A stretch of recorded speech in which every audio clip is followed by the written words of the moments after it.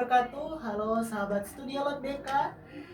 Kembali lagi di podcast kali ini yang akan membahas tentang cara belajar dan juga yang tidak kalah menarik, dan ini akan bakalan informatif bagi kalian semua. Kenalin, aku Jamaluddin Kadir, dan di sini aku akan membagi atau akan membahas tentang topik mengenai kenapa sih harus meniru gaya belajarnya orang lain, yang pada akhirnya itu akan bikin kita frustasi. Dan tenang, di sini kita bakalan bedah bareng-bareng tentang topik stop meniru dan mulai mencari gaya belajarmu sendiri.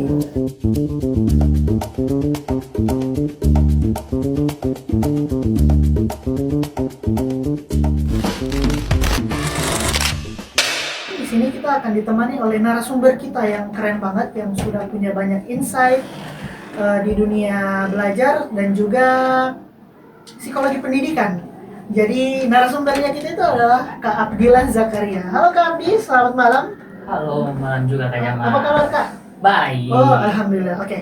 Kak Abdi, sebelum kita mulai podcast nih, boleh dong sapa-sapa dulu sahabat Studio BK. Halo teman-teman sekalian. Wah, senang banget nih Kak Jamal bisa gabung di episode kali ini dengan topik yang sangat relevan di dunia pendidikan sekarang. Apalagi untuk teman-teman sekalian yang sedang berjuang di dunia pembelajaran. Ya, betul sekali Kak Abdi. Oke Kak Abdi, aku bakalan langsung to the point nih ke pertanyaannya, boleh? Ya, ayo masuk Jamal. Oke, jadi Kak Abdi, aku pengen nanya soal kenapa sih orang itu harus ngerti dengan gaya belajarnya sendiri, kalau menurut Kak Abdi? Nah, menurut aku Kak Jamal, bahwa belajar itu seperti memasak, yang dimana punya sebuah resep, teknik, ataupun hal-hal yang bisa kita katakan sebuah metode yang digunakan oleh para chef. Nah, contohnya jika kita memiliki bahan dan alat yang sama, itu akan membuatkan sebuah hasil yang berbeda-beda jika diolah oleh setiap orang yang berbeda. Nah, maka dari itu sebuah resep masakan dari setiap orang pasti akan menghasilkan gaya belajar yang berbeda juga Kak Jamal. Oh, keren banget teman-teman analogi dari Kak Abdi ya. Oke, jadi kalau macam kita sering meniru gaya belajarnya orang lain itu, malahan itu bisa membuat kita kewalahan sendiri kan, bahkan membuang energi kita sendiri Kak Abdi ya. Benar banget Kak Jamal. Betul sekali. Oke, jadi Kak Abdi, jadi ketika kita mencari gaya belajarnya diri kita itu, sama halnya kita mencari dirinya kita sendiri kan? Ya, kita harus menentukan gaya belajar kita agar sesuai dengan nyamannya kita maunya begini, ya harus begini, supaya pemahamannya itu naik lah, nggak ngestak gitu aja. Oke Kak Abdi. Nah, sekarang kita bakalan bahas satu-satu. Kira-kira sebenarnya ada berapa sih jenis gaya belajar yang dimiliki oleh setiap orang? Nah, kalau dari yang pernah aku pelajari ya Kak Jamal, itu ada banyak banget gaya belajar. Tetapi aku spill 4 aja ya. Boleh Kak. Yang pertama itu Kak Jamal, ada yang namanya visualisasi. Artinya gaya belajar yang lebih mengandalkan ke penglihatan seseorang. Oke. Nah, yang kedua itu ada auditori, yang dimana biasa gaya belajar ini sering tren-tren digunakan oleh orang-orang yang buta. Jadi dia hanya mendengarkan saja tanpa melihat sehingga bisa belajar dengan senyaman-nyamannya. Yang kedua itu ada reading and writing, membaca ataupun menulis. Nah, biasa yang begini pasti muncul banyak di dunia pendidikan. Dan yang terakhir adalah kinestetik. Nah, kinestetik ini sering teman-teman dapatkan di pelajaran PJOK dulu, pastinya. Wah, kami kalau aku sih itu orangnya suka menggambar dengan menggunakan alat-alat warna gitu, berarti itu aku itu menggunakan gaya belajar visual ya? Iya, benar sekali Kak Jamal.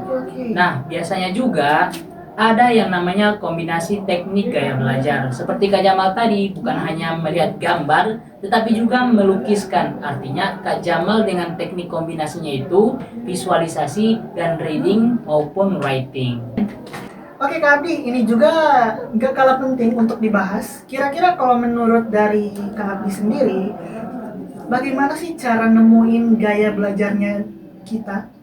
Nah, ini pertanyaan bagus Kak Jamal. Oke. Ada 3 cara yang sering aku pakai nih. Aku spill ya. Oke. Nah, yang pertama itu kita mencari gaya belajarnya dengan cara mencoba-coba aja. Jadi kita spill 3 caranya, seperti visual, auditory, maupun kinestetik. Nah, setelah kita mencari tahu gaya belajarnya tersebut, nah kita coba praktekkan satu persatu. Mana nih yang nyaman dengan diri kita? Nah, setelah kita menemukan satu gaya belajar yang nyaman, kita lanjut ke tahap terakhir, yaitu mencoba kombinasikan gaya belajar kita dengan media-media yang ada. Contohnya seperti podcast kita ini, dan oke. juga bisa menggunakan sebuah papan tulis ataupun video diri sendiri. Oke. Kak Abdi, berarti kalau udah nemuin gaya belajarnya kita itu, kita nggak boleh stuck di situ saja kan? Iya. Harus eksplorasi dulu Benar kan? banget, Betul Kak sekali. Jamal. Oke, Kak Abdi, untuk pertanyaan yang mungkin ini bakalan jadi pertanyaan yang terakhir. Kira-kira ada nggak sih mitos yang sering salah buat gaya belajar?